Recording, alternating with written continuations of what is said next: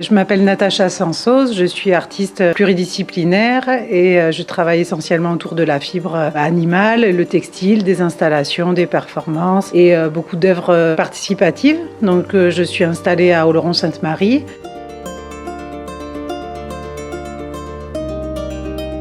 Je suis Marie Baudouin, je suis entre autres choses ethnobotaniste et artiste et je travaille avec Natacha à Tram, à Oloron-Sainte-Marie, qui est une association culturelle. Dans notre proposition de résidence à la commande, ce qui nous intéressait, c'était d'impliquer à la fois les habitants et les pèlerins dans un processus de création. Depuis 2014, je me suis formée à la technique de feutrage de la laine.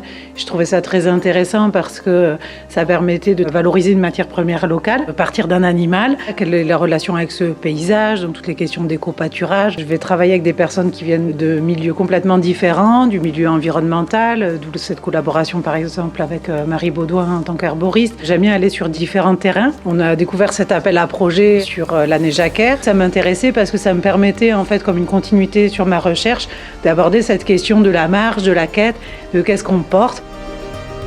Finalement, quand on regarde un petit peu ce qui se passe dans les chemins de Saint-Jacques, on est dans la nature, donc les végétaux, on les côtoie tout le temps. Il y a pas mal de pèlerins aussi qui vont glaner. Donc voilà, donc c'est aussi avoir une certaine connaissance de ces végétaux. On travaille vraiment sur le patrimoine végétal Pyrénées-Atlantiques et plus particulièrement du Béarn. Et j'avais pas forcément envie, sur mon travail de recherche, de le mettre en avant sur des publications comme on peut le faire de façon très universitaire, mais plutôt en passant par ce médium artistique et par aussi tous ces ateliers qu'on peut proposer aux gens, cette participation, ces rencontres et tout ce travail de lien. C'est une autre façon de communiquer, de faire connaître les choses et de faire connaître cette culture qui est extrêmement riche et qui est parfois méconnue, et cette nature aussi, pour donner aux gens envie aussi de faire attention. Ce qui m'a intéressée aussi, c'est l'idée...